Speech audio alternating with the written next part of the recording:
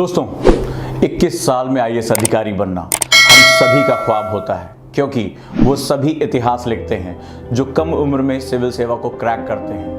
निश्चित रूप से ये हम सभी का सपना है, क्योंकि इसका सबसे बड़ा फायदा आपका जो सर्विस पीरियड होता है बहुत लंबा हो जाता है। आप देश के लिए एक धरोहर बन जाते हैं और निश्चित रूप से जो उसके उच्चतम पद हैं वहां तक पहुंचने की आपको संभावना हमेशा बनी रहती है। दोस्तों, लेकिन इसको पाने के लिए हमें क्या स्ट्रेटजी लगानी चाहिए, क्या हमें करना चाहिए और क्या हमारे तरीके हों, आज इस वीडियो में मैं इसी बारे में बात करने जा रहा हूँ।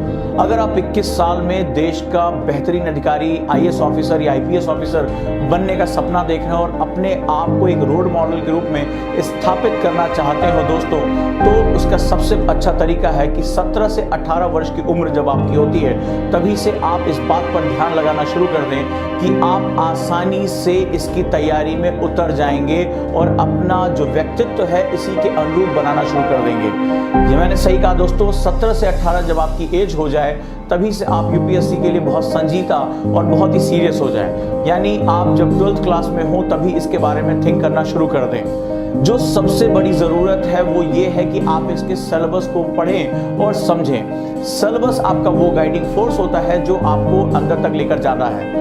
दूसरा जो सबसे बड़ा रीज़न है कि आप अपने देश की समस्याओं के साथ जो देश की चुनौतियां हैं, जो देश के संघर्ष हैं, उनके प्रति एक लगाव स्थापित करें। यानी जो चैलेंजेस हैं, जो हमारे सेगमेंट्स हैं, उनके साथ जुड़िए कि हमारे पास क्या क्या चीज़ें हैं। आप सिर्फ किताबों पर निर्भर ना रह के, आप किसी व्यक्ति पर निर्भर ना रह के अपनी सोच का एक विकास करिए। और इसके लिए सबसे अच्छा तरीका है न्यूज़पेपर अटैचमेंट। जी हाँ, इसका कोई सिलेबस नहीं कि मैं न्यूज़पेपर क्या पढ़ूं या क्यों पढ़ूं। जब आप 17 साल के होते हैं, 18 साल के होते हैं, तो सिर्फ आपको उसको पढ़ना है। जो भी चीज़ें जो देश से जुड़ी हुई हैं, चाहे वो उसकी पॉलिटी हो, चाहे इकोनॉमी हो, चाहे राष्ट्र में होने वाली कोई भी महत्वपूर्ण मुद्दे हैं, उनको आप एक ज़रूर अच्छे तरीके से आप इनपुट दीजिए।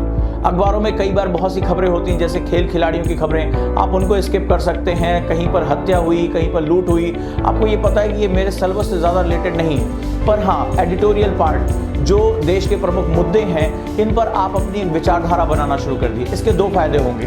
पहला फायदा, आपको जो भी करंट में चल रहा है वो आपको इसकी जानकारी होगी। दूसरा, देश के सम्मुख जो भी चुनौतियां हैं, जो भी मुद्दे हैं, उन पे आपका एक लगाव होना शुरू हो जाएगा। तीसरा जो सबसे बड़ा इनपुट है वो ये है कि आप बेसिक बुक्स के साथ, जैसे एनसीईआरटी हो गया, ये एनआईओएस की बुक्स हो गई, इनके साथ अपना एक अटैचमेंट बढ़ाना शुरू कर दीजिए। और यहाँ से मुझे कैसे करना है, क्या करना है, ये आप जो है वो धीरे धीरे करना शुरू कर दीजिए। 12वीं क्लास के बाद आप जब ग्रेजुएशन में जाते हैं तो अपने लिए 3 से 4 घंटे फिक्स कर लीजिए पढ़ाई के लिए कि मेरा सिविल सर्विसेज को इसको देना ही देना है और मुझे इसके साथ जाना ही जाना है। इस पढ़ाई में जो सबसे बड़ा आवर होना चाहिए वो आपका न्यूज़पेपर रीडिंग होनी चाहिए। साथ ही साथ आपको बोलने, नोट्स बनाने और उनको याद करने की तकनीक भी आपको पता होनी चाहिए। तो जो बेसिक बुक के साथ आप चलते रहेंगे तो धीरे धीरे आपकी पर्सनालिटी डेवलप होती चली जाएगी।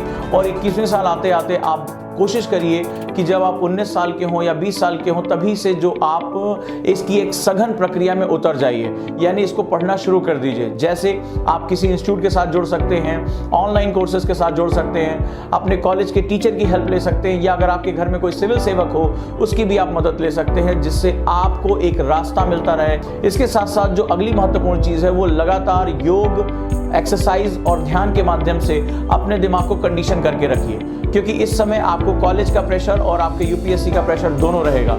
और इस प्रेशर को अगर झेलने में सबसे ज़्यादा कोई आपकी मदद कर सकता है तो वो आप स्वयं हैं। अपने आप को मोटिवेट रखिए, अपने एम को अपने सामने रखिए और ये सोचिए कि 21 साल में आईएएस बनकर या बहुत ही कम उम्र में आईएएस बनकर मैं राष्ट्र की कितनी सेवा कर सकता हूँ, राष्ट्र के लिए कितना जो है वो बेहतरीन काम कर सकता हूँ और आने वाली पीढ़ियाँ मुझे मेरे काम के लिए याद रखेंगी।